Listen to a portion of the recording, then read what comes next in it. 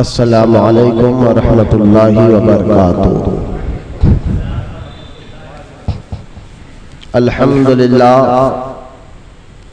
अल्हम्दुलिल्लाहि रब्बिल आलमीन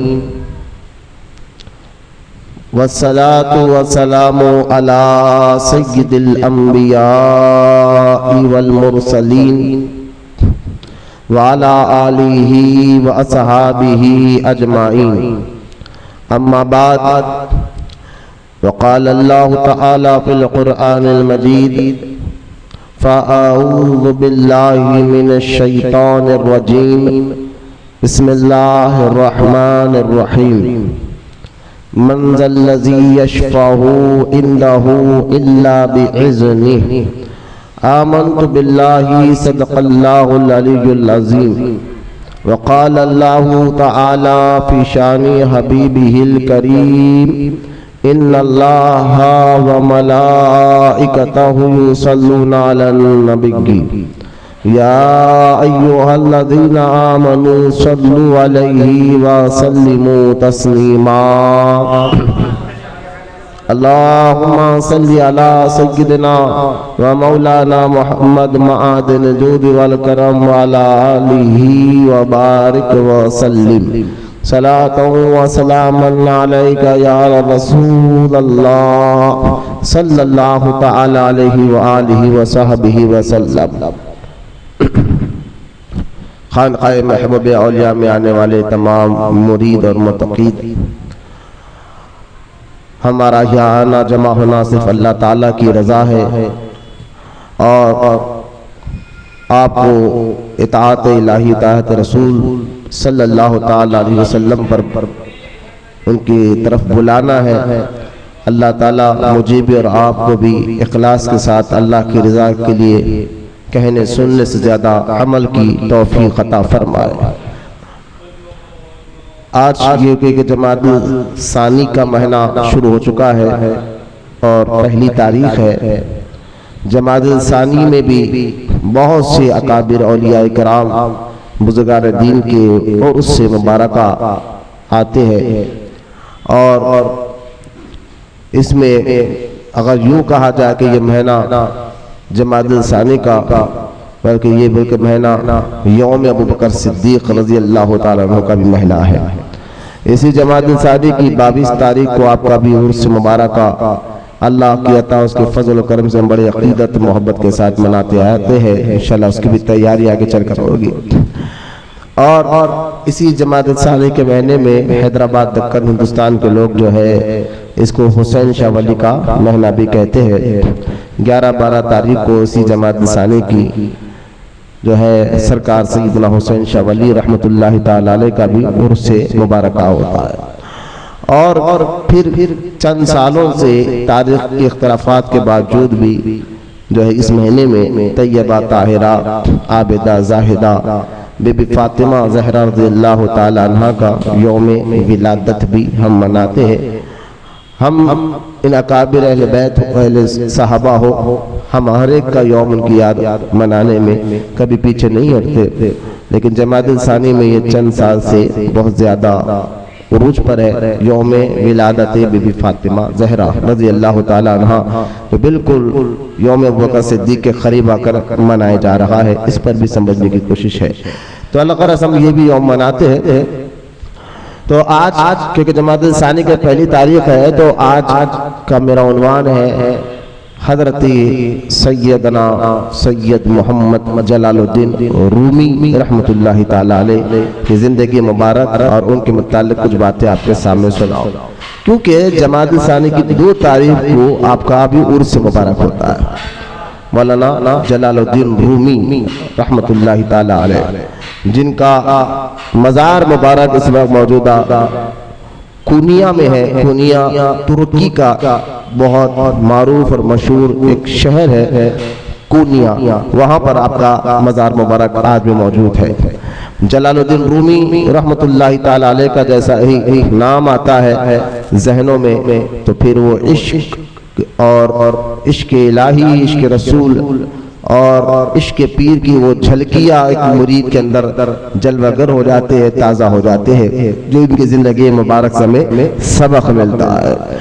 खबर इसके कि आपके मुतालिक कुछ अर्ज करो। कुरान पाक में औलिया अल्लाह की अजमत को बयान करते हुए अल्लाह ताला ने कुरान पाक में कई जगह इरशाद फरमाया, लेकिन जो आयत मैंने पढ़ी है इसमें हजरत अनवारुल्लाह खां फारूकी बानी जामिया निज़ामिया रहमतुल्लाहि ताला अलैह ने जो है ये आयत मुबारक पर बहुत ज़बरदस्त बात करते हुए इस आयत पाक से औलिया अल्लाह की शान को भी बयान फरमाया है। जो आयत मुबारक आयतुल कुर्सी की है, तीसरे पारा और आयतुल कुर्सी में जो ये आयत मुबारक है, मंज़ल लज़ी यशफ़हु इंदहु इल्ला बिइज़्निही, ये आयत मुबारक में आप सोच रहे होंगे ये आयतुल कुर्सी है, इसमें इस आयत में भी औलिया अल्लाह की शान। तो यही तो बुजुर्गान दीन का कमाल होता है कि जो बातें हमें समझ में नहीं आती वो वहाँ से लाकर हमें समझाते हैं। लिहाजा बानी जामिया निज़ामिया अनवारुल्लाह खां फारूकी रहमतुल्लाहि ताला अलैह ने इस आयत मुबारक के तहत एक प्यारी बात कही और फरमाया, यहाँ जुमला आप दे रहे हैं, आप फरमाते हैं कि औलिया इकराम और बुजुर्गान दीन के पास जाकर जो दुआएं की जाती है क्या ये शिरक है? इसका जवाब देते फरमाते कि अपनी हाजत रवाइयों के वास्ते शफाअत तलब करना तो किसी तरह शिरक नहीं हो सकता। अब रहा ये कि वो सुनते हैं या नहीं, यानी अब दुनिया से चले गए फिर उनकी मज़ारात पर जाकर जो है फिर ये दुआएं मांगते हो तो वो सुनते हैं या नहीं सुनते। जिस तरह की माज़ल्ला बदअक़ीदा वहाबियों का अक़ीदा के माज़ल्ला कि जब हुजूर को मुर्दा समझते माज़ल्ला, अल्लाह हमारे ईमान और अक़ीदे की हिफाजत फरमाए, तो वो बुजुर्गान दीन के बारे में क्या क्या नहीं बकते होंगे। तो ये जवाब देते कि सुनते या नहीं सुनते, तो आप जो है फरमाते ये मसला दूसरा है। इसका दलाइल किताब कलामिया में यानी किताब कलामिया मुतकल्लिम यानी अकीदे की किताबों में ये मौजूद है कि आप सूरे ज़ुमर की आयत पढ़ते हैं। सूरे ज़ुमर की आयत यहाँ लिखते हैं जिसमें अल्लाह ताला इरशाद फरमाता है कि महबूब तुम कह दो मुर्दों को तुम नहीं सुना सकते, हाँ अल्लाह जिसको चाहता है सुनाता है। अब ये आयत मुबारका सूरे ज़ुमर की है जो शेखुल इस्लाम अनवारुल्लाह खां फारूकी रहमतुल्लाहि ताला अलैह बयान फरमाते हैं।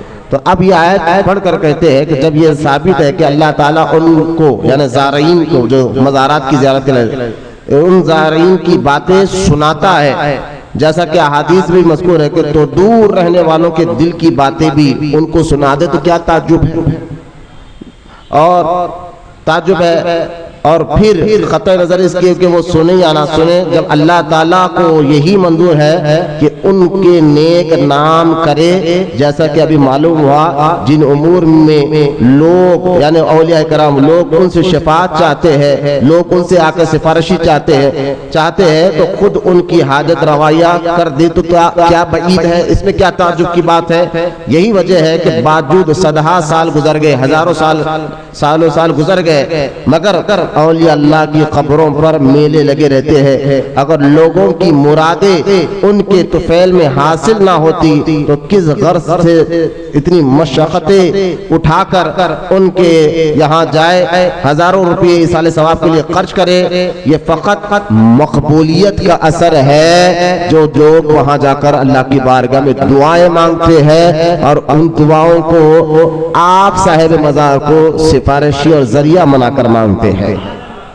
ये आप बयान करते हैं और फरमाते हैं कि अगर कोई ये बात सुनकर, शेखुल इस्लाम आगे बयान करते हैं, अगर कोई ये बात सुनकर कि हम औलिया अल्लाह को अल्लाह की बारगाह में सिफारिशी बनाते हैं, वसीला बनाते हैं, जरिया बनाते हैं और कहते हैं हुजूर आप दुआ कर दे, तो ये सिफारिशी जरिया बनाकर अगर कोई वहाबी बदअक़ीदा ये सुनकर कहे फिर मुशरिक में और तुम में क्या फर्क रह गया, क्योंकि मुशरिक भी अपने बुतों की इबादत करते थे। जब उनको रोका गया, मना किया गया, तो वो हुजूर सल्लल्लाहु ताला अलैहि वसल्लम को ये जवाब देते थे कि हम इन बुतों की इबादत इसलिए करते हैं कि ये हमारी सिफारिशी बने, हमारा वसीला बने, हमारा जरिया बने।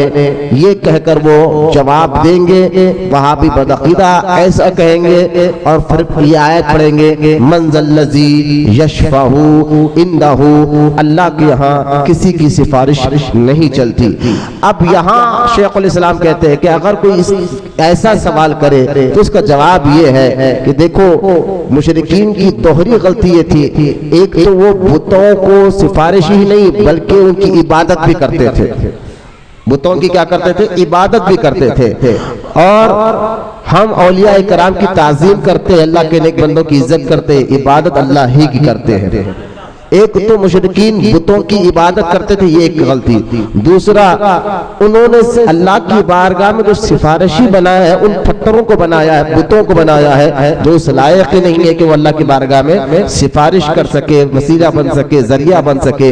लिहाजा इनकी दोहरी गलती थी। अब रहा हम अहले ईमान, तो फरमाते कि हम बुजुर्गान दीन की इज्जत और ताज़ीम करते हैं और उनको सिफारिशी अल्लाह की बारगाह में बनाते हैं, जरिया बनाते हैं, वसीला बनाते हैं। और ये आयत कहना कि मंज़ल्लज़ी यशफ़अहु इंदहु, अल्लाह की बारगाह में किसी की सिफारिश नहीं चलती, किसी की जो है वसीला नहीं चलता अल्लाह की बारगाह में। अब शेखुल इस्लाम कहते हैं ये आयत का थोड़ा हिस्सा पढ़कर जो है तुम लोग धोखा मत दो, पूरी आयत पढ़ो जिसमें अल्लाह ताला ने ये फरमाया कि इल्ला बिइज़्नी, हाँ जिसको अल्लाह इजाजत दे वो अल्लाह की बारगाह में सिफारिश करते हैं।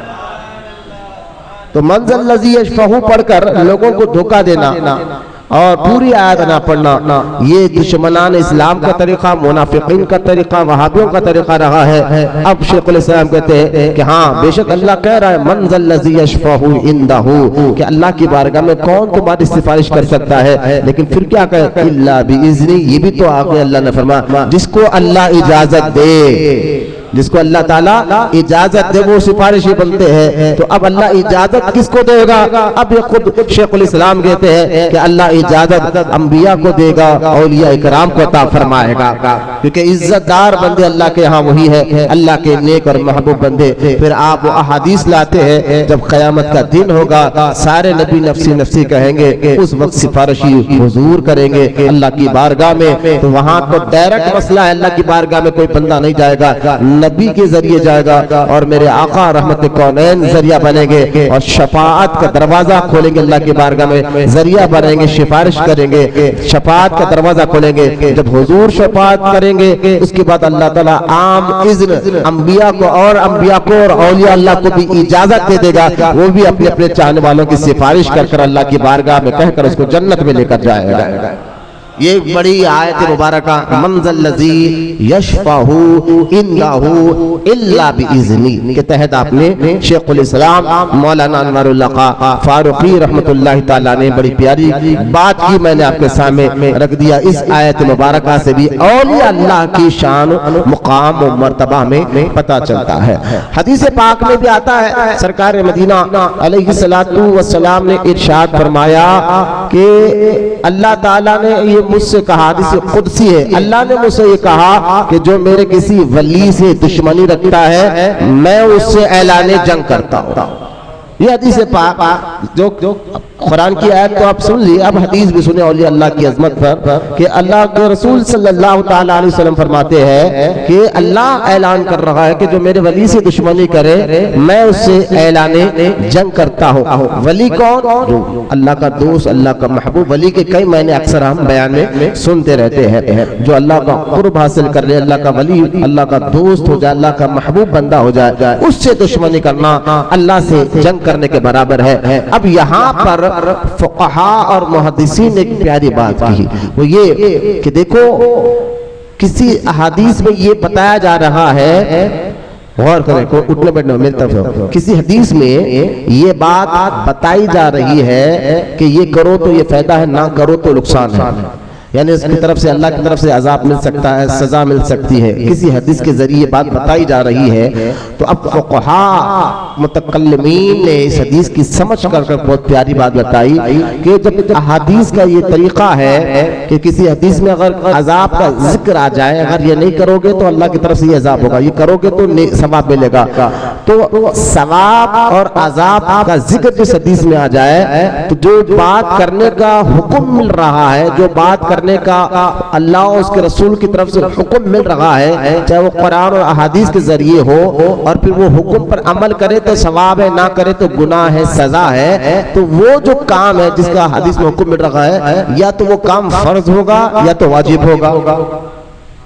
बात समझिए, कितनी प्यारी बात मुतकल्लिमीन कह रहे हैं कि जिस काम का हुक्म मिला, भाई फर्ज नमाज पढ़ना है, नहीं पढ़े तो गुनाहगार है। नमाज फर्ज क्यों? फर्ज इसलिए कि नहीं पढ़े तो गुनाहगार, तो लिहाजा जो काम करना है तो सवाब, ना करे तो गुनाह। तो लिहाजा तो उस काम का शरीयत में हुक्म यह है कि वो काम या तो फर्ज होगा या तो वाजिब होगा, जिसका करना लाजिम है, ना करे तो गुनाहगार है। अब इन उसूल के तहत इस हदीस को भी सामने रखे, जिसमें मेरे आका रहमत कौनैन फरमा रहे हैं कि अल्लाह ने फरमाया कि किसी वली से दुश्मनी रखना अल्लाह से जंग करने के बराबर है। तो पता क्या चला, वली की ताजीम, वली से मोहब्बत, अल्लाह के वलियों का अदब या तो फर्ज के जुमरे में आता है या तो वाजिब के जुमरे में आता है। क्योंकि यहाँ अजाब का जिक्र आ गया, यहाँ पकड़ का जिक्र आ गया है, अल्लाह की जानिब से ऐलान हो रहा है अगर नहीं करोगे तो, अगर बेअदबी भी करोगे तो अजाब का जिक्र आ गया है। तो ये पता चला औलिया अल्लाह का अदब और एहतराम और ताजीम और इज्जत भी जो है ना, दर हकीकत में वो अल्लाह ही का अदब होता है, अल्लाह ही से मोहब्बत। और ये क्या है गैरुल्लाह? अरे भाई, गैरुल्लाह की यह बात नहीं हो रही है कि अगर किसी कुर्सी बनाने वाले की तारीफ करे, कुर्सी के तो ने कुर्सी अच्छी बनाई है, कुर्सी की तारीफ नहीं है, कुर्सी बनाने वाले की तारीफ है। किसी कपड़े की तारीफ करे तो कपड़े के नहीं, कपड़ा बनाने वाले की तारीफ है। अगर किसी मैक की तारीफ करे, मैक के नहीं, मैक बनाने वाले की तारीफ है। इसी तरह अगर किसी वली की तारीफ और ताजीम और इज्जत करे तो वली को ये मुकाम और मर्तबा देने वाले रब ही की ताजीम और तारीफ हुआ करती है। इसलिए उलमा फरमाते हैं यहाँ पर मुतकल्लिमीन ने जो हुकूकुल्लाह और हुकूकुल इबाद है ना, अल्लाह के हुकूक बंदों पर, बंदों के हुकूक, ये हुकूकुल इबाद आपको और हमें समझाने के लिए कहा है कि माँ का हुकूक क्या है, बाप का हक क्या है, बेटों का हक क्या है, पड़ोसी का हक क्या है, रिश्तेदारों का हक क्या है। लेकिन हकीकत ये हुकूक भी अल्लाह ही के हुकूक है, हकीकत में ये हुकूक भी अल्लाह ही के हुकूक है। क्योंकि अल्लाह का हुक्म है कि माँ की इज्जत, रब का हुक्म है कि अदब, बाप का अदब करो, रिश्तेदारों का अदा करो। तो लिहाजा ही समझाने के लिए अलग अलग बताए जाते हैं, लेकिन हकीकत में है ही एक। जैसा कि अल्लाह और उसके रसूल की इताअत का हुक्म कुरान पाक में जिक्र है, अतीउल्लाह व अतीउर रसूल, अल्लाह का भी हुक्म मानो, रसूल का भी हुक्म मानो।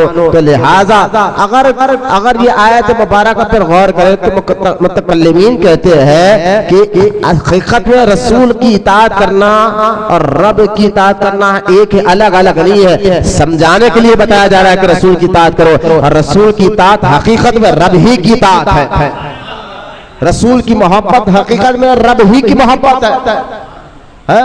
कि आप हुजूर से मोहब्बत किस लिए करते हैं? अल्लाह के लिए, कि अल्लाह के रसूल है, अल्लाह के महबूब है। तो जिसके दिल में रब से मोहब्बत है वो रसूल से भी मोहब्बत करेगा। तो लिहाजा यहाँ एक आलिम दीन ने बड़ी प्यारी भेजी, अगर कोई काना होता है, काना समझते हैं जिसको हर चीज दो नजर आती है, कंडा जिसको हमारे हैदराबाद जुबान में कहते हैं। एक उस्ताद ने अपने एक काना शागिर्द को कहा कि अंदर से एक आईना ला, और अंदर गया तो उसको 3-4 आईने नजर है, हर चीज 2-3 नजर आती थी। तो जब उसने देखा तो उस्ताद ने तो एक आईना मंगाया है, लतीफा समझाने के लिए उस्ताद ने तो एक आईना मंगाया है। उसने क्या किया, जिसको उसको 3-3 आईने नजर आ रहे थे, उसने आईना फोड़ दिया।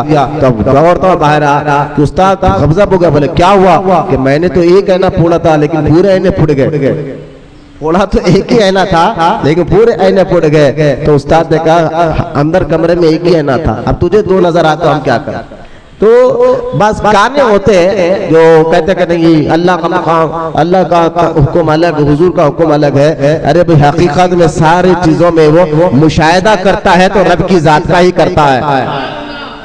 हर चीज में अल्लाह है कि ये भी एक तसव्वुफ का एक रंग है कि वो हर चीज में अल्लाह का मुशाहिदा करता है। रब का मुशाहिदा करता है। खाना हो, पानी हो, हुजूर की ताअत हो, पीर के हुक्म हो, हर चीज में वो रब क्या मुशाहिदा करता है। अगर ये बात यहाँ तक आपको समझ में आ गए तो खैर अल्लाह हमको समझने की तौफीक अता फरमाए।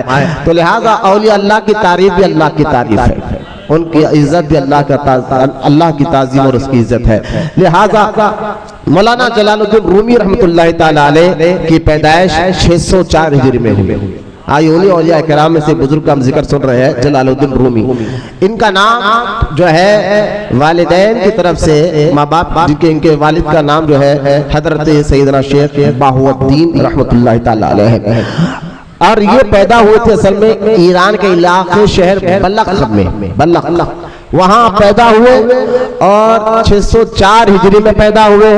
यूं समझिए हुजूर गौसे पाक रज़ी अल्लाह ताला अन्हु की दुनिया से जाने के 45 साल बाद पैदा हुए।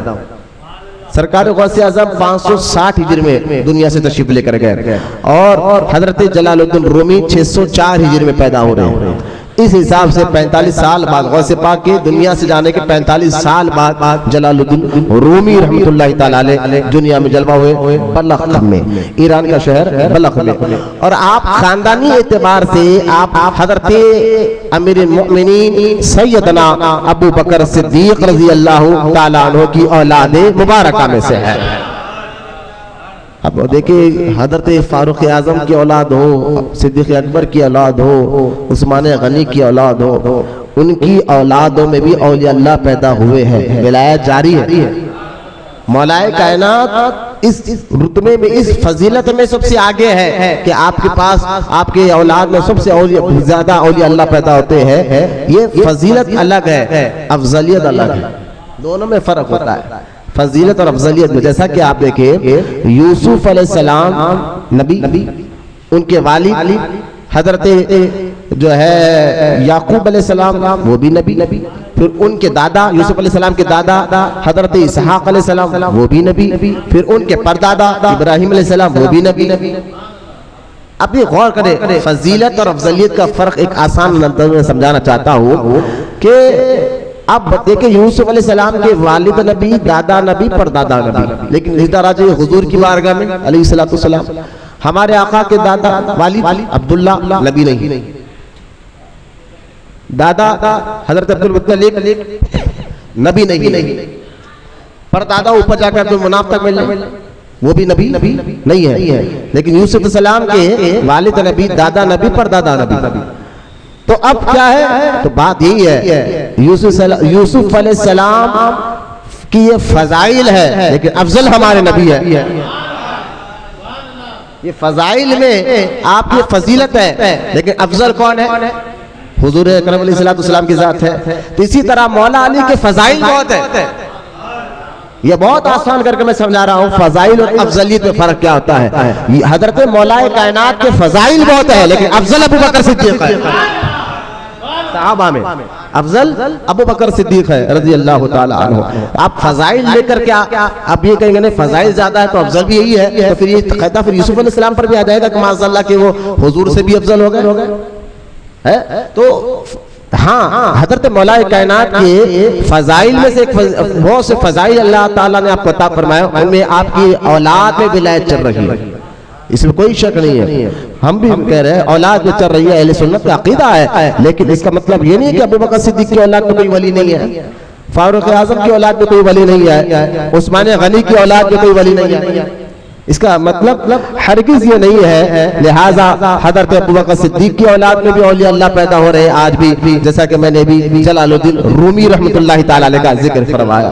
और खुद अब्दुल कदीर सिद्दीकी भी ये भी तो अल्लाह सिद्दीकी है। फारूक आजम की औलाद में भी आज भी औलिया अल्लाह और वली पैदा हो रहे हैं, जिसमें हजरत मुजद्दिद अल-फिसानी आ रहे हैं, बाबा फरीद गंज शकर आ रहे हैं। बाबा फरीद भी फारूकी है, बाबा फरीद गंज शकर भी फारूकी। सिलसिले चिश्ती वाले भी सोचना चाहिए कि बाबा फरीद गंज शकर भी फारूकी है, और हजरत मुजद्दिद अल-फिसानी सिलसिले नक्शबंदिया के काबिर औलिया वो भी फारूकी है, हजरत शेखुल इस्लाम वो भी फारूकी है। तो भाई जहाँ मौला अली की औलाद में औलिया अल्लाह पैदा हो रहे हैं, वो सिद्दीक अकबर की औलाद में भी है, और फारूक आजम की औलाद में से भी है, और उस्मान गनी की औलाद में से भी औलिया इकराम है। मेरे ज़हन से वो नाम निकल गया जो हाल में बुजुर्ग थे, उस्मान गनी की औलाद में से रज़ी अल्लाह ताला अन्हु, उनके वो भी। तो खैर हज़रत जलालुद्दीन रूमी के वालिदैन ने उनका नाम जो है, आपका नाम जो है मोहम्मद रखा। जलालुद्दीन रूमी ये अपना लक़ब है, नाम असल मोहम्मद है।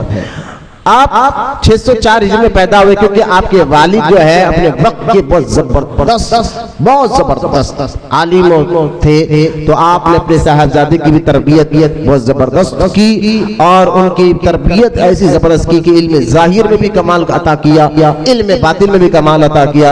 हज़रत जलालुद्दीन रूमी की उम्र 19 साल की थी। किसी वजह से बलख को छोड़कर आपके वालिद अपने बेटे को लेकर जो है बलख से यानी ईरान का शहर बलख से निकलकर तुर्की कूनिया में चले गए। उस वक्त आता है कि आपके वालिद के साथ जब आप जा रहे थे बलख से निकलकर कूनिया की तरफ जा रहे थे, उसकी वजह बहुत वजूहात बताई गई है क्योंकि बलख में आपका रुआब और दबदबा आपके वालिद का ऐसा था, आपके वालिद और साहिबजादे का कि इल्म में ऐसा कमाल था कि बादशाह के पास उतने लोग नजर नहीं आते थे जितने इनके दरबार में नजर आते थे। तो लोग फिर हासिदीन हर दौर में होते हैं, जलने वाले हर दौर में होते हैं। लोगों ने बादशाह के कान भरे कि क्या बात है कि आपसे ज्यादा वहां लोग ज्यादा नजर आए, कहीं ये बंदा जो है हुकूमत का दावेदार ना बन जाए, बादशाहत का दावेदार ना बन जाए। तो पहले औलिया इकराम मुरीदीन बढ़ाते थे अल्लाह की रिजा के लिए, उनका सौदा नहीं किया करते थे।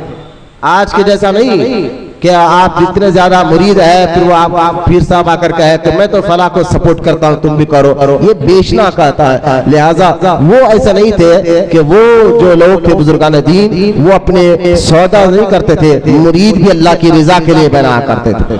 तो खैर जब ये बात हो गई तो जब आपके कानों तक ये बात पहुंची तो आपने बादशाह को हिम्मत नहीं हुई कि उनको कुछ कह सके, लेकिन आपने मौके को नजाकत देकर कि जब ज्यादा जलस हो जाए, हासिलीन ज्यादा हो जाए तो ज्यादा बोलने से किसी ना किसी का दिमाग तो जरूर खराब हो जाता है। आज यही हाल होगा, किसी को तोड़ना है एक बार उसकी गिबत करो फिर बार बार करते रहो, किसी भी हीले से करते रहो तो कहीं ना कहीं जाकर बंदे का दिमाग खराब हो जाता है। फिर बोलता नहीं पीरी न को या खानखाई न को, होता है ऐसा। जब ज्यादा काना भर जाते हैं तो फिर ये काम होता है। लिहाजा ये दूर नजरी बुजुर्गान दीन देखा करते थे, औलिया इकराम देखा करते थे। लिहाजा उन्होंने सरकार सैयदना बहाउद्दीन सिद्दीकी जो जलालुद्दीन रूमी के वालिद है फौरन बलख छोड़ने का इरादा किया, कूनिया की तरफ गए। तो ये जब जा रहे थे 1000 ऊंटों पर सिर्फ इनकी किताबें गई है। क्या इल्म था उस दौर में, किताबें इंक से हाथ से लिखी जाती थी। हाँ, किताब की अहमियत भी बड़ी, आज के जैसा तो प्रिंट 2 मिनट में हो जाती है, लेकिन वो दौर ऐसा नहीं था, वहाँ लिखना पड़ता था। तो सोचिए कि खाली ऊंट 1000 ऊंट पर किताबें गई है। इससे उनके इल्म का और उनके अल्लाह ने जो इल्म अता फरमाया घराने को, इससे आप अंदाजा करें। तो लिहाजा कूनिया में आप रहे और फिर आपका इंतकाल जब हुआ तो इंतकाल से पहले आपने अपने बेटे यानी जलालुद्दीन रूमी को जो है अपने खास शागिर्द और मुरीद और खलीफा हजरत सैयदना बुरहानुद्दीन के हवाले कर रहा था। उनका नाम बुरहानुद्दीन था और कहा था मेरे बच्चे की आगे की तरबियत तुम करोगे। तो आपके वालिद से भी आपने इल्म हासिल किया और आपके वालिद के मुरीद और खलीफा और खास शागिर्द सैयदना बुरहानुद्दीन से भी आपने इल्म की तकमील को मुकम्मल किया और ज़ाहिरी उलूम और बातिनी उलूम में अल्लाह ने आपको बहुत ऊंचा और कमाल अता फरमाया, बल्कि वालिद से भी ज्यादा आगे बढ़ गए। वालिद का मैंने एक जुमला बताया, वालिद से भी ज्यादा आगे अल्लाह ने आपको इल्म अता फरमाया। ऐसा मुकाम मर्तबा जलालुद्दीन रूमी रहमतुल्लाह तआला अलैह का। बल्कि रिवायत में आता है कूनिया में जब आप निकलते थे तो एक शहर आपके साथ चलता था, यानी ऐसा दिखता था कि आप शागिर्द गिरे थे कि एक बादशाह जा रहा हो, बादशाह के पीछे शहर बिल्कुल अदब ताजीब और इज्जत के साथ जा रहा हो। ये रुआब और दबदबा आपके इल्म ज़ाहिर और बातिन का ऐसा कमाल अल्लाह ने आपको अता फरमाया था हज़रत जलालुद्दीन रूमी रहमतुल्लाह तआला अलैह। लिहाजा बहुत आपको दुनिया में आपने दर्ज दिया और बहुत इल्मी कारनामे दिए। उसमें से किताब आपकी मसनवी शरीफ, आज भी इश्क की दुनिया में और जो है ये तसव्वुफ की दुनिया में बड़ी मोहब्बत के साथ पढ़ाई जाती है, और उसमें लतीफ़े हैं, लेकिन लतीफ़ों में बहुत ज़बरदस्त सबक छुपा हुआ है, सबक छुपा है। जैसा कि मैं मसनवी शरीफ से एक चीज़ आपको बताता हूँ, इससे अंदाज़ा हो जाएगा कि मसनवी शरीफ में एक आपने लतीफ़ा लिखा, दिन के उजाले में एक दरवेश हाथ में लालटेन लिए ढूंढ रहा है। दिन के उजाले में लालटेन चिराग, हमारे दौर अब चिराग समझिए, दिन का उजाला है और एक दरवेश लालटेन यानी चिराग लिए हुए कुछ तलाश कर रहा है। लोगों ने जाकर करीब कहा, बाबा दिन का उजाला है और दिन में भी कोई चिराग लेकर जाता है? तो कहा हाँ मैं कुछ ढूंढ रहा हूँ। कहा क्या ढूंढ रहे हो? बस ढूंढ रहा हूँ। कहा लोगों ने कहा हुजूर ढूंढ क्या रहे हो? कहा इंसान ढूंढ रहा हूं। क्यों? तो ये यहाँ पर अब ये बताकर जो है फिर इसकी शरह की गई ना, बहुत बड़ा इंसान हाथ पैर आँख, ये इंसान ठीक है। इंसान के अंदर जिसकी जैसी सिफत आ जाए तो कभी वो हैवानी हो जाता है, कभी वो शैतानी हो जाता है, कभी उसके अंदर, क्योंकि खुद शेखुल इस्लाम अनारुल्लाह फारूकी कहते हैं कि इंसान और जानवर में फर्क अक्ल का है, वरना खाना पीना उठना बैठना शहवत बीवी बच्चे उनमें भी है हम में भी है, लेकिन फर्क अक्ल का है। और एक चीज रूह में अल्लाह ने ताकत दी है, वो अक्स करती है, सामने वाले की ताकत को खींचती है, लिहाजा यूं समझे कि मैग्नेट जैसे उसके अंदर ताकत है। और जिसके रूह जिसके को अक्स खींच ले, उसकी आदतें उसकी सिफतें उसके अंदर आ जा करती है। और वो फरमाते हैं शेखुल इस्लाम अनवरुल्लाह फारूकी रहमतुल्लाह अलैह, अगर वो हरकतें ऐसी कर रहा है कि किसी से गाली गलोच लड़ाई झगड़ा मारम तोड़ी बस हलाल हराम की परवाह नहीं कर रहा है, तो हैवानों का अक्स इसके अंदर आ गया है, क्योंकि जानवरों को हलाल हराम लड़ाई झगड़ा इससे कोई मतलब नहीं रहता। लिहाजा ये रूह ने हैवानी सिफत इसके अंदर पैदा कर ली है। लिहाजा अगर वही रूह को मलकूती यानी फरिश्तों वाली सिफत पैदा करे तो वो इंसान जाके वाकई जो है ना मलकूती ताकत वाला और फरिश्तों की सिफत उसके अंदर पैदा हो जाती है। दूसरे लफ्जों में ये कहें रहमानी सिफत उसके अंदर पैदा हो जाती है। तो ये रूह के अंदर खींचने की ताकत है। तो इसलिए कहा जाता है कि सोबत अच्छी रखो, सोबत पीर के सामने बैठो तो ऐसा महसूस करो कि पीर के जो अंदर से शुआएं हमारे अंदर आ रही है। ये कैफियत पैदा करो। आगे उलमा मशाइखीन और सूफिया कहते हैं ये तसव्वुर पैदा करना ही होगा, तभी तुम्हारे अंदर कैफियत पैदा होगी।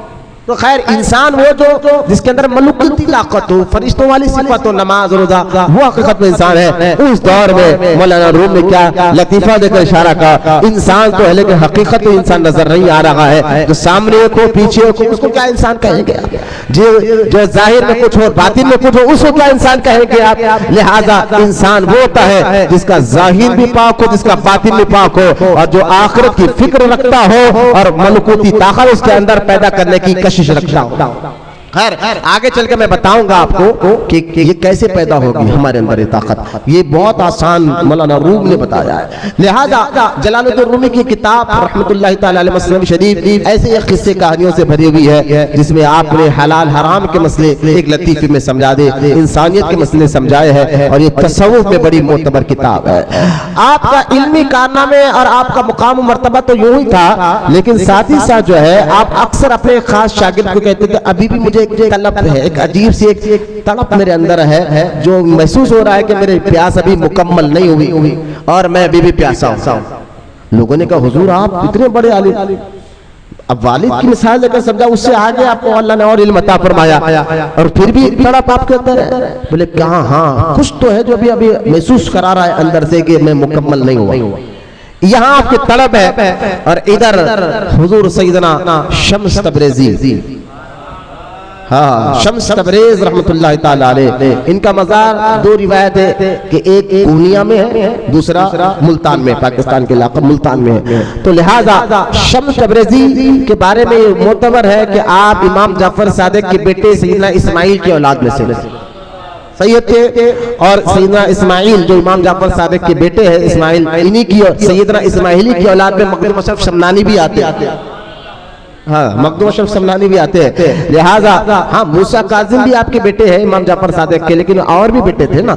लिहाजा हजरत शम्सुद्दीन तबरेज़ी जो है ना, ये भी ईरान और इराक के इलाके में थे। और आपको जो बातिनी तसव्वुफ कमाल जो आपको अल्लाह ने अता फरमाया था, वो लोगों के लोग तो छोड़िए, आम आदमी तो छोड़ दीजिए, उस दौर के उलमा भी इस बात को समझ नहीं सकते थे, आलिम भी उस बात को समझ नहीं सकता था। ऐसा रूहानी तसर्रुफ और ऐसा कमाल अल्लाह ताला ने शम्स तबरेज़ी को अता फरमाया।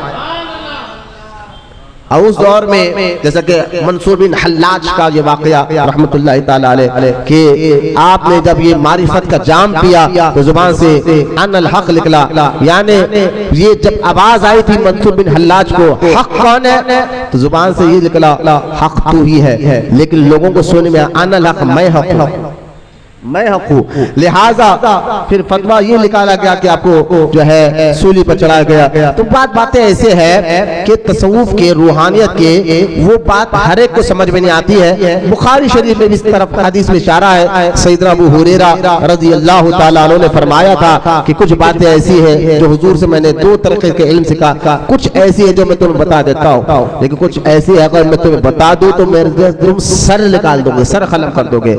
इसलिए कहा जाता है कि रूहानी बातें, तसव्वुफ की बातें जो है, ये पीर से ही कहा जाए, हर एक के सामने ना कहा जाए। और पीर को भी काम है कि हर एक के सामने ऐसी बातें ना करे कि वो बैठा फर्स्ट क्लास का बच्चा है और बात करो वो 10 क्लास की, तो उसको क्या समझ में आएगा, तो वो तो गलत ही समझेगा। तो खैर शम्स तबरेज़ी रहमतुल्लाह ताला अलैह की ये बातें जब उलमा, उस दौर के उलमा से भी बाहर हो गए, बादशाह के पास शिकायत गई, बादशाह ने आपको फौरन अपने शहर छोड़ने का हुक्म दिया। आप जलाल में वहां से शहर छोड़ने चले गए, तो आपका बेटा, बादशाह का बेटा बीमार हो गया और बीमारी में उसी वक्त इंतकाल हो गया, मर गया बेटा।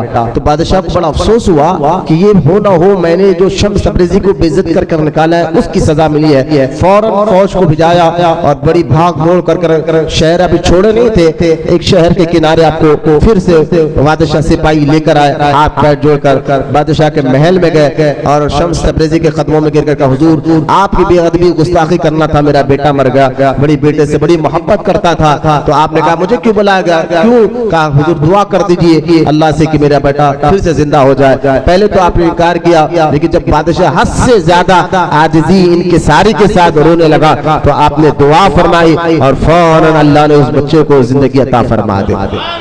ये शम्स तबरेज़ी के बारे में, शम्स तबरेज़ी के बारे में रहमतुल्लाह ताला अलैह के बारे में ही मैं बात बता रहा हूँ। लिहाजा शम्स तबरेज़ी के इस करामत का जब वो इलाके में, वो शहर ईरान के उस शहर में मशहूर हुआ, तो फिर यहाँ पर उलमा ने फिर एक दोहरी चाल चली। ज़ाहिरी उलमा की बात कर रहा हूँ, हकीकी उलमा नहीं, उलमा सू की बात कर रहा हूँ। उन लोगों ने ये चाल चली कि हो ना हो शम्स तबरेज़ी ने बच्चे पे, बादशाह के बच्चे पर जादू किया था और जादू से मर गया था, फिर आए भी खुद जिंदा भी खुद कर रहे हैं, लिहाजा ये शोबतेबाजी है, ये करामत नहीं है, ये रूहानियत नहीं है। इस तरह की बातें जब और होने लगे तो शम्स तबरेज़ी कहने लगे अब मैं यहाँ नहीं रुक सकता। बादशाह ने कहा हुजूर अब मैं क्या कर सकता हूँ, ये लोग मानने को तैयार नहीं है। कहा मैं नहीं कर सकता।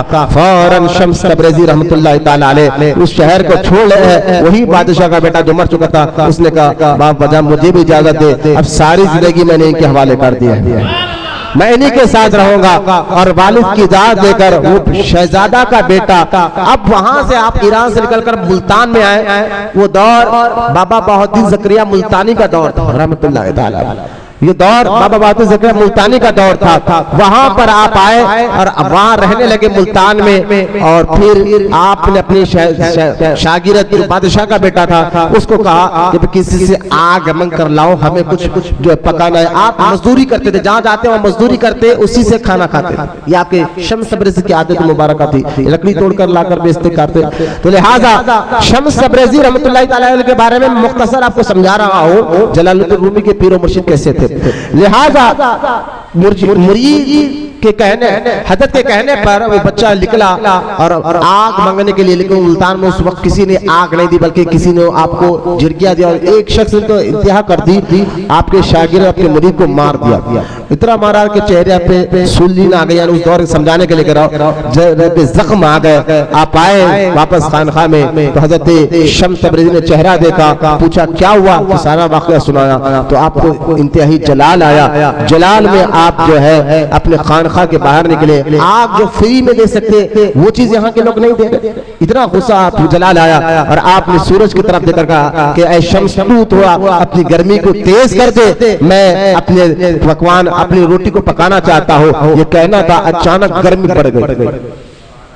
इतनी गर्मी तेज हो गई कि लोग अलामान अलामान अल्लाह अमन दे और कहकर चीखने पुकारने लगे। और बाद में मालूम हुआ कि ये वाकया ऐसा हुआ है। लोग गए, कहा हुजूर एक की तरफ से पूरे शहर को नहीं जलाया जा सकता, आजिज़ी की, इंतज़ारी की, माफी मांगे। उसके बाद आपने दुआ की और दुआ की तो फौरन वो सूरज की गर्मी खत्म हो गई। फिर आप लोगों को देखकर कहा तुम सूरज की गर्मी बर्दाश्त नहीं कर सकते तो आखिरत में क्या होगा। खैर, ये आप शम्स तबरेज़ी के कुछ हाल मैंने आपके सामने बयान किए हैं। अक्सर शम्स तबरेज़ अल्लाह की बारगाह में दुआ करते थे, या अल्लाह जो मेरे हाल है, मेरी जो कैफियत है, जो राज मेरे सीने में दफन है रूहानी और बातिनी एतबार से, इसको मैं दूं किसको? ये अमानत है, मैं देना चाहता हूँ और तेरे हुक्म से देना चाहता हूँ। क्यों दूं, किसको दूं, कहाँ पर जाऊँ, क्या करूँ? कोई ऐसा इंसान भी तो नहीं मिल रहा जो मेरी इस अमानत को उठा सके, इस कैफियत को बर्दाश्त कर सके।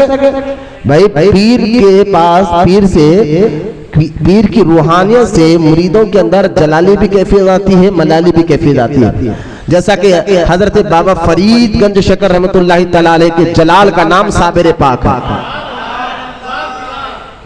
और बाबा फरीद गंज शकर के जमाल का नाम निजामुद्दीन महबूब इलाही है।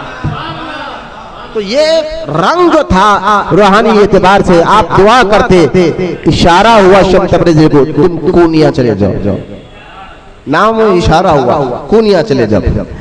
अब आप कूनिया आए। जब भी शम्स तबरेज़ी की आदत थी कूनिया, कहीं भी शहर में जाते तो शहर में सहरा समझते, आज के दौर में लॉज होटल सहरा में रहते हो, इतना बड़ा लॉक दरवाजे पे डालते, जबकि आपके कमरे के अंदर सिर्फ चटाई होती, जरूरत की चीज होती, लेकिन दिखने वालों को ये समझ में आता कि बहुत बड़ा ताजिर है। ये लोगों को भी अपने पास से, जो दुनियादार लोग हैं उनको भी अपने पास आने नहीं देते थे, यानी महसूस ही करा देता। तो वो दौर था, इतना बड़ा लोग अगर कोई दारा तो समझे कि बहुत बड़े ताजिर है। तो लिहाजा एक सहरा में, कूनिया में गए और सहरा में आप ठहर गए कमरे में, और जब बाहर निकल इतना बड़ा लॉक था तो लोग समझे बहुत बड़ा ताजिर है, लेकिन पता नहीं था कि किसी की तलाश में आए हैं। और एक वक्त ऐसा था, अपने सहरा के बाहर आप बैठे थे, उस वक्त जलालुद्दीन रूमी जा रहे थे। पहले ही बोला, जलालुद्दीन रूमी जो है जा रहे थे। और मैंने अभी आपको बताया ना, हजरत सरकार जलालुद्दीन रूमी जब जाते थे तो ऐसा दिखता था कि एक शहर आपके साथ चल रहा है। आपका इल्म, आपका मुकाम, आपका मर्तबा, आपका दबदबा ऐसा था कि आप जो है ऐसा दिखता कि आप एक शहर जा रहे हो। इतने शागिर्द अदब के साथ, किसी की मजाल नहीं होती थी कि आगे जाकर जो है कोई आपके आगे चल सके, सारे पीछे चलते थे। अब जलालुद्दीन रूमी को जैसे ही नजर पड़ी, हज़रत शम्स तबरेज़ी ने देखा तो फरमा मिल गया। शम्स तबरेज़ी ने कहा मिल गया। हाँ, और इधर मैंने आपको बताया था कुछ देर पहले कि हज़रत जलालुद्दीन रूमी अपने अक्सर शागिर्दों को कहते थे कुछ तो है जो भी मुकम्मल नहीं हुआ। अब वो क्या मिल गया ये। अब ये उसी वक्त सवारी रोकी और रोक कर जलालुद्दीन रूमी से मारिफत का ऐसा सवाल किया आपने, फरमाया कि ए रूमी, तुम मुझे पता चला कि इस इलाके के बहुत बड़े आलिम हो, मुझे एक सवाल का जवाब दो। ख्वाजा बायज़ीद बुस्तामी को जब मारिफत का जाम पिलाया गया तो कहने लगे कि मैं सुभानी हूँ, पाकी हूँ, यानी फना फिल्लाह होकर ये कहने लगे। और इधर हुजूर सल्लल्लाहु तआला अलैहि वसल्लम जो है अक्सर कहते थे अस्तगफार पढ़ा करते थे, दिन में 70 मरतबा इस्तग़फ़ार पढ़ते थे। तो ये क्या बात है, इनके कुर्ब में हुजूर के कुर्ब में फर्क क्या है? तो जलालुद्दीन रूमी जब देखा कि ये दरवेश भी मारिफत वाला सवाल करता है तो उन्होंने जवाब दिया। जलालुद्दीन रूमी ने, बाबा बात ये है कि ख्वाजा बायज़ीद बस्तानी का बर्तन जब भर गया तो झलकने लगा।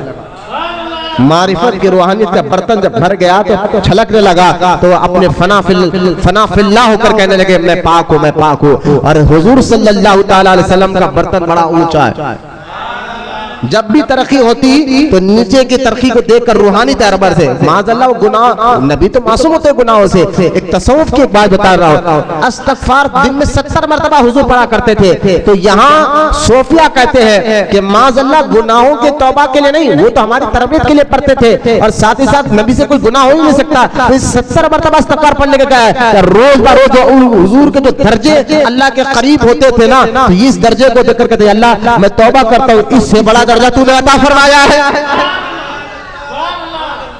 तो ये दर्जा वलल आखिरतु खैरुल लका मिनल ऊला, जिसमें अल्लाह फरमाता हबीब तेरी हर आने वाली घड़ी पिछली घड़ी से अफजल है।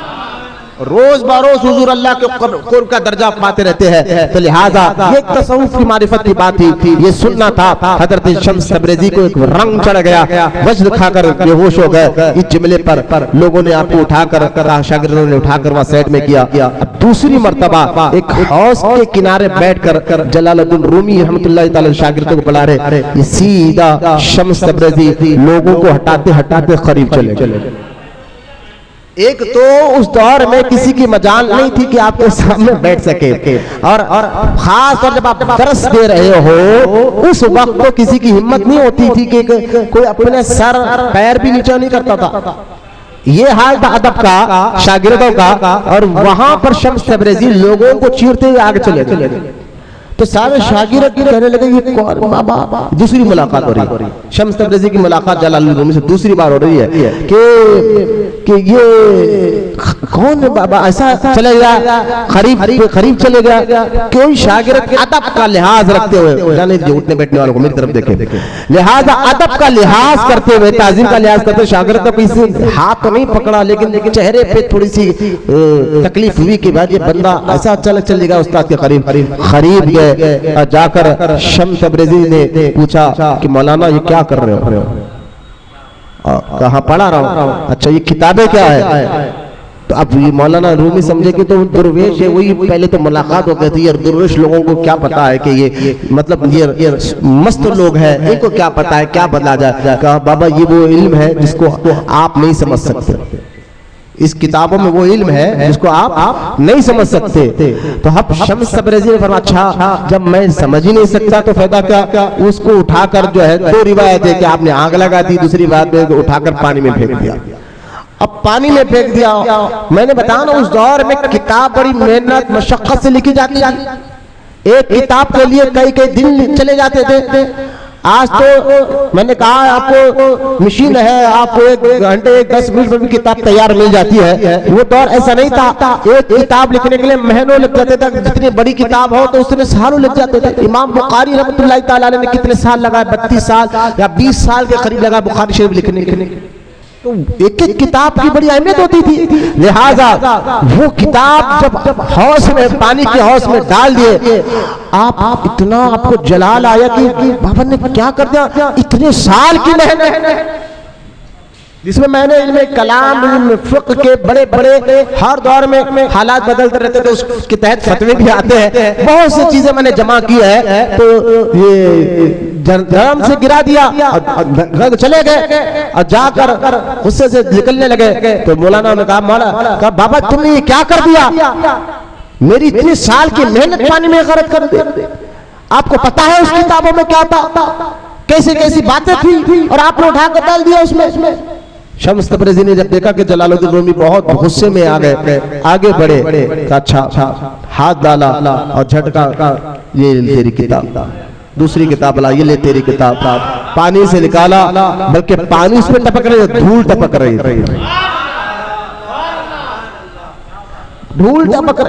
धूल निकल रही है।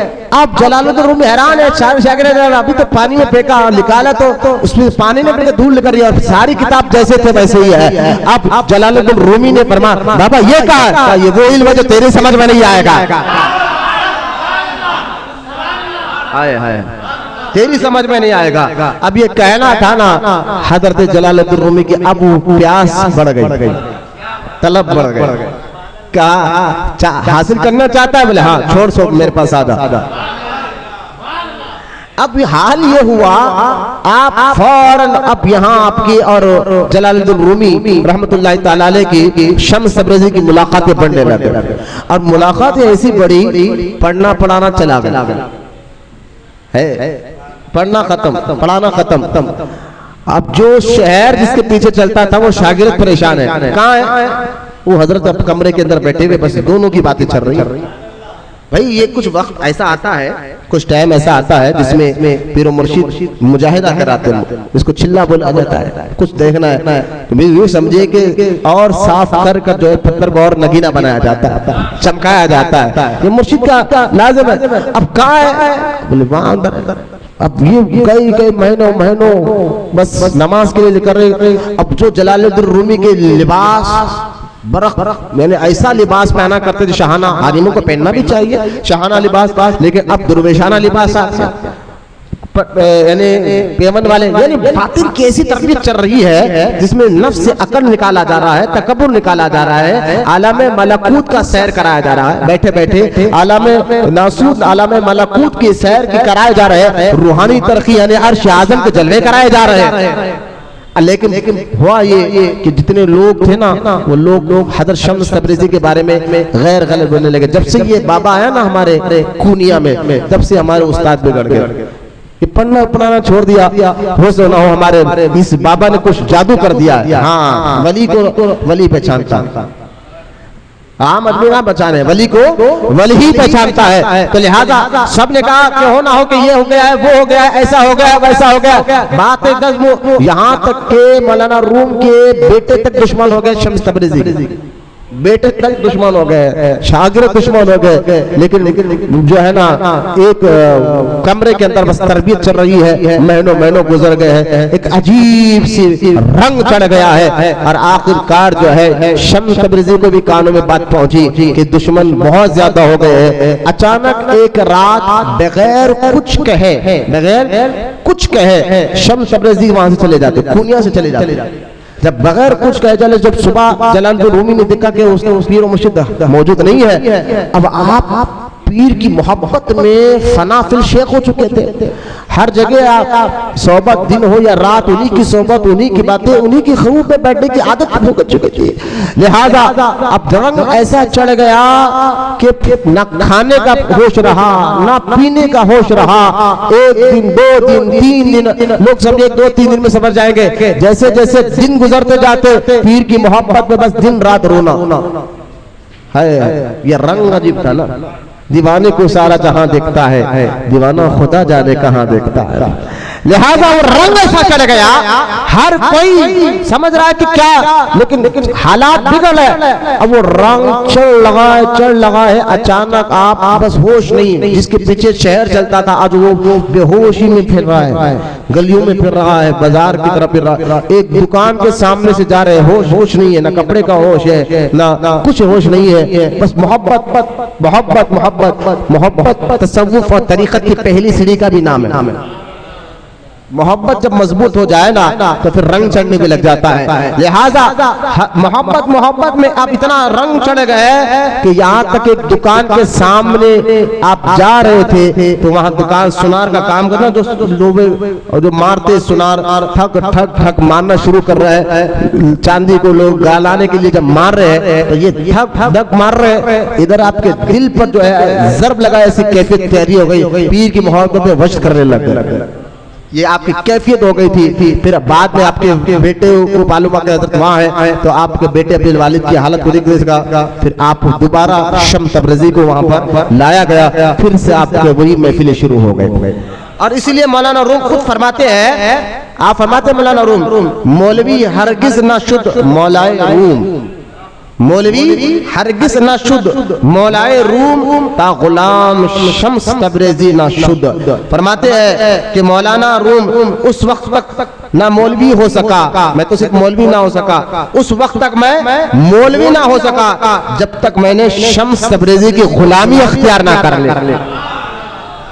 कितने भी बड़े आलिम हो जाओ, पीर की सोहबत गुलामी है ना, तो बातिल के बहुत से गलीजात को जो है दूर करता है। लिहाजा ये दिन चलता रहा। जलालुद्दीन रूमी रहमतुल्लाहि ताला अलैह के फिर बाद में आपने दो रिवायत में आता, शम्स तबरेज़ी को आपके शागिर्दों ने या जब ये रंग देखा तो एक दिन बुलाकर जो है आपको कत्ल कर दिया गया, शहीद हो गए शम्स तबरेज़ी, जिनका मज़ार मुबारक दो रिवायत है कि मुल्तान या पूर्णिया में भी आपका मज़ार मुबारक है। उसके बाद की आपकी कैफियत ये, फिर वो रंग में चढ़ने के बाद आपने मसनवी शरीफ लिखी, वो रंग चढ़ने के बाद आपने तसव्वुफ की बातें लिखे, जिसे एक बात मैं आपको समझा कर इंशाअल्लाह हम जिक्र के लिए बैठ जाएंगे। और हजरत जलालुद्दीन रूमी फरमाते हैं कि मोहब्बत क्या है तसव्वुफ में। मोहब्बत पहली मंजिल है। मोहब्बत क्या है? पहली मंजिल है तसव्वुफ में, इश्क के यार में, पीर की मोहब्बत में। मोहब्बत और यकीन देखिए, अब मोहब्बत पर पहली मंजिल आपको बात समझ में आ जाएगी कि मोहब्बत हो, जब मोहब्बत किसी से हो जाए तो मोहब्बत अंधी बहरी बना देती है। मतलब क्या है? ऐब भी हो लेकिन जिसे मोहब्बत करते वो ऐब नजर नहीं आता, ना सुना जाता है। मोहब्बत तो मोहब्बत जितनी मजबूत हो जाए अल्लाह उसके रसूल से, पीर से, तो आपके दर्जे भी उतने बुलंद हो गए। लेकिन तसव्वुफ का पहला कायदा मोहब्बत है। बोले मोहब्बत से सुभान अल्लाह। तसव्वुफ का पहली सीढ़ी जो क्या है? मोहब्बत है। मोहब्बत जितनी ज्यादा मजबूत हो जाएगी उतना आपका पीर, अल्लाह, उसके रसूल का मुकाम और मर्तबा और ये बातें आपको समझ जाएगी। तो मोहब्बत पहली सीढ़ी है। इसकी मिसाल देते हुए जलालुद्दीन रूमी फरमाते हैं, हजरत अबू बकर सिद्दीक रज़ी अल्लाह तआला अन्हु को जो फजीलत मिली है, तुम ये समझ रहे हो कि नमाज, रोजा, ज़कात, हज की वजह से मिली, उनकी अच्छे अमाल की वजह से? कहा नहीं, मोहब्बत की वजह से मिले। क्योंकि क़यामत के दिन जब जो है मीज़ान में, तराजू में नामे आमाल तोला जाएगा, तो नामे आमाल जब तोला जाएगा, लेकिन जिसके तराजू के पल्ले में जब मोहब्बत को वजन के लिए लाया जाएगा तो मोहब्बत का मीज़ान का अमल का पल्ला समा नहीं सकेगा। पल्ला भी मोहब्बत उतना बहुत जरूरी है। हजरत अबू बकर सिद्दीक के पास देखे, सहाबा में सबसे ज्यादा अल्लाह उसके रसूल से मोहब्बत करने वाले का नाम अबू बकर सिद्दीक रज़ी अल्लाह ताला अन्हु। इस पर कई वाक़यात आप बता सकते हैं कि आपने जब कहा अल्लाह की राह में कुछ दो, किसी ने कुछ माल दिया, किसी ने आधा, किसी ने पाव, लेकिन अबू बकर ने सब कुछ ला कर दिया। कहा अबू बकर घर के लिए क्या छोड़कर? अल्लाह उसके रसूल को छोड़कर आया। तो लिहाजा मोहब्बत जब हो जाए ना, तो ना माल से मोहब्बत होती है, ना इज्जत से, बस यार से जुड़ जाओ, उनकी मोहब्बत में अपनी मोहब्बत, उनकी इज्जत में अपनी इज्जत, उनका है उनकी तकलीफ अपनी तकलीफ। हजरत ये अबू बकर सिद्दीक ने वो मोहब्बत के कई मरहले दिए हैं। इसलिए तसव्वुफ में पहला दर्जा मोहब्बत का है, और इसके पहले पीर भी सहाबा में अबू बकर सिद्दीक रज़ी अल्लाह ताला अन्हु है। इस सबक मिला ही अबू बकर सिद्दीक से है। ये सबक मिला ही अबू बकर सिद्दीक से है कि मोहब्बत अल्लाह रसूल से कैसे करना चाहिए। जितनी ज्यादा मोहब्बत है पीर से, उतना आपका रुखाम, मर्तबा और रंग उतना आपकी मिजाज में चलेगा। ये सबक भी दे रहे हैं तो सिद्दीक अकबर ही दे रहे हैं। सहाबा थी मोहब्बत, लेकिन सबसे ज्यादा अबू बकर को ऐसी मोहब्बत थी, जब गार मक्के से हिजरत कर जा रहे हैं तो कभी सामने आ रहे हैं, कभी दाएं आ रहे हैं, कभी बाएं आ रहे हैं। कहा अबू बकर क्या कर रहे हो? कहा हुजूर जब दुश्मन का ख्याल आता तो मैं आपके सामने आ जाता हूँ, अगर सामने से कोई आए तो पहले मैं आ गया, मुझे दाएं का ख्याल तो आपके दाएं आ जाता हूँ, कभी बाएं का ख्याल है तो बाएं आ जाता हूँ, कभी कोई पीछे से आने का महसूस होता पीछे आ जाता हूँ। गोया मोहब्बत में मेरे आका का वो तवाफ कर रहे थे। लिहाजा वही अबू बकर सिद्दीक जिन्होंने हुजूर को खांदे मुबारक पर बिठाकर ऊपर 5000 फीट की ऊंचाई पर ले जा रहे हैं, ताकि खत्म, क्योंकि अरब के दुश्मन जो है खत्मों को देखकर पहचान लेते थे, हम चलेंगे तो 4 लोगों को खत्म नजर आएंगे, 2 लोगों को खत्म नजर आएंगे, 2 खत्म नजर आएंगे तो समझ जाए एक आदमी का है। लिहाजा इसलिए आप खत्म भी नजर ना आए उठाकर लेकर जाना, गार सौर में रहना 3 दिन, और सांपों के पास बिल में अपना पैर रखना, सांप फंसने के बाद भी पैर न हटाना, और ये मोहब्बत। और फिर जब दुश्मन करीब आ गए तो तड़प जाना, और तड़प कर कहना आका मुझे अपनी फिक्र नहीं आपकी फिक्र मौजूद है। तो कुरान में रब का ये कहना, महबूब कह दे अल्लाह हमारे साथ है। कितनी मिसालें अगर मोहब्बत की देखो तो मोहब्बत के इमाम सहाबा अबू बकर है। लिहाजा हजरत अबू जलालुद्दीन रूमी कहते हैं कि मोहब्बत जितनी मजबूत होगी अल्लाह रसूल से, पीर से, उतना आपका बातिन सुधरेगा, उतना आपको जो है बातिन सुधरेगा। और फरमाते हैं, अब यहाँ उसकी एक मिसाल देते जलालुद्दीन, थोड़ा सा हम किताब की, हमारी आदत है बुजुर्गों की थोड़ी किताब भी पढ़कर हम बरकत के लिए सुनाते हैं ताकि हमारे अंदर जज्बा पैदा हो। तो लिहाजा इससे साबित हुआ कि असल अमल मोहब्बत है। जलालुद्दीन रूमी कहते हैं असल अमल मोहब्बत है। मोहब्बत आपको अल्लाह रसूल से, मोहब्बत हर काम आसान करा देती है। मोहब्बत हो तो आपको ना तकलीफ नजर आती है, आपको ना दुख, ना नींद, ना परेशानी, ना जिस्म दर्द, ना सर दर्द, ना बुखार, ना सर्दी, ना सुस्ती, ना कायली। मोहब्बत जब मोहब्बत हो जाए ना तो फिर मोहब्बत हर काम को आसान कर देती है, जिसकी मिसाल सहाबा ने बढ़ चढ़ कर दी। अबू बकर सिद्दीक से सीखा और बढ़ चढ़ कर दी कि ठंड कड़ाके की भी ठंड होती, जिसके 10 मोटी मोटी चादर ओढ़े तो भी सर्दी जो है ना बर्दाश्त के बाहर हो। ऐसी हालत में अगर हुजूर कह देते किसी सहाबी को जाओ फौरन और दुश्मन के हालात देखकर आओ, तो सहाबी ये नहीं कहते हुजूर हम इतनी कड़ाके की सर्दी में कहाँ जाए, फौरन उठ के चला जाते, फौरन उठ के चले जाते और जाकर दुश्मन का हाल देखकर आते। तो मोहब्बत ही तो सबसे पहले मोहब्बत आती है, तो मोहब्बत इताअत को भी आसान कर देती है, मोहब्बत हुक्म को भी आसान कर देती है, मोहब्बत मुश्किलों को भी आसान कर देती है, मोहब्बत तकलीफों को भी आसान करती है। जब मोहब्बत सबसे आगे हो, इसलिए मेरे आका रहमत कौनैन तो इरशाद फरमाते हैं कि उस वक्त तक तुम्हारा ईमान मुकम्मल हो ही नहीं सकता जब तक तुम अल्लाह से, रसूल से सबसे ज्यादा बीवी, बच्चे, औलाद, खानदान, अपनी जान से भी ज्यादा मोहब्बत ना करो। तो मोहब्बत तसव्वुफ में बहुत जरूरी है। अब जब पीर से मोहब्बत पैदा हो जाए ना तो फिर ना गिबत होती है पीर की, ना चुगलखोरी होती है पीर की, ना कोई सामने आकर बका अरे भाई पीर जो नजर से देख रहा है वो तुम नजर नहीं देख सकते। कोई नजर से कोई 17वीं मंजिल पे खड़ कर देख रहा है और कोई जो है नीचे ठहर कर आवाज दे रहा है, ऊपर वाला कह रहा है भाई अंदर आ जाओ तूफान आ रहा है, तो मुझे तो नजर नहीं आ रहा। तो कुछ फैसले जो पीर देखते हैं किसी के लिए, तो मोहब्बत हो तो ये बात समझ में आए, मतलब मोहब्बत नहीं तो फिर कुछ समझ में नहीं आती है, खुद हो तो फिर वो मतलब ही नहीं रहता। तो लिहाजा जलालुद्दीन रूमी यही कहते हैं कि तुम अपने अंदर अगर इस जज्बे मोहब्बत को पाओ, अब तुम देख लिए कि मोहब्बत के जज्बा तुम्हारे अंदर आए पाओ, तो उसको बढ़ाने की कोशिश करो। बढ़ाना कैसा, ये जुमला देखे, बढ़ाने की कोशिश करो ताकि इसमें इजाफा हो। इस तरह तुम अपने पास के सरमाए को देखो, जिससे मुराद तलब है, तो इस सरमाए तलब को बढ़ाओ। तलब हो तो मोहब्बत बढ़ती है, तलब ही नहीं है। अब आपको पानी पीने की तलब हो तो आप पानी पीने जाते हैं, तलब है ही नहीं तो आपको मोहब्बत का बढ़ेगी, पानी क्यों पिएंगे। हर चीज की तलब होती है, पीर से पहले तलब पैदा करो तो मोहब्बत बढ़ेगी। तो लिहाजा हजरत जलालुद्दीन रूमी फरमाते हैं कि अगर तुम उसको बढ़ाने की कोशिश नहीं करोगे तो इस सरमाया को जाया कर दोगे। मोहब्बत की जो सरमाया दौलत है जाया कर दोगे, ये तुम्हारे पास से चला जाएगा। यही हाल होता है जब तलब मोहब्बत खत्म हो जाती है तो पीर की इतनी बात भी चुपने लगते यार, उनको सही बोल रहे, मेरे को गलत बोल रहे, इनको सही, इन्हों गलत, इन्हों सही, इन्हों गलत, चल जाती है। अब फैसले फिर अपनी अक्ल से लेना शुरू कर देते हैं। लिहाजा ये तुम्हारे पास से चला जाएगा। गौर करो, जलालुद्दीन रूमी कहते हैं गौर करो, क्या तुम जमीन से भी गए गुजरे हो? जमीन से भी गए गुजरे हो? जमीन पर हल चलाने से उसकी हैसियत हो जाती है, जमीन पर हल चलाने से की हैसियत हो जाती है और उससे नबादात पैदा होते हैं, अनाज वगैरह नबादात पैदा होते हैं। और अगर उसको बगैर घोल छोड़ा दिया जाता है तो फिर वो सख्त हो जाती है, इसकी सलाहियत रौंदी खत्म हो जाती है। जब तुम अपनी जात में तलब का जज्बा देखते हो तो आमद और रिफत जारी रखो और ये ना कहो कि इसके आने जाने से क्या फायदा, तुम अपना काम जारी रखो, ये फायदा खुद ब खुद जाहिर होकर रहेगा।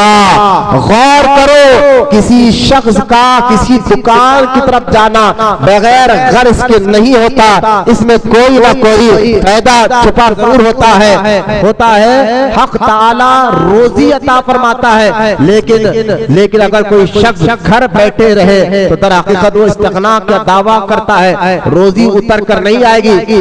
ताज्जुब की बात है, ताज्जुब की बात यह है कि नादान बच्चा रोता है तब माँ उसको दूध देती है। अगर इस बच्चे को यह ख्याल हो जाए कि मेरे रोने से क्या फायदा, मेरे रोने से क्या फायदा, तो अगर उसको ये ख्याल हो जाए कि मेरे रोने से क्या फायदा, हालांकि ये उसको दूध मिलने का जरिया है, तो फिर उसको दूध नहीं मिलेगा।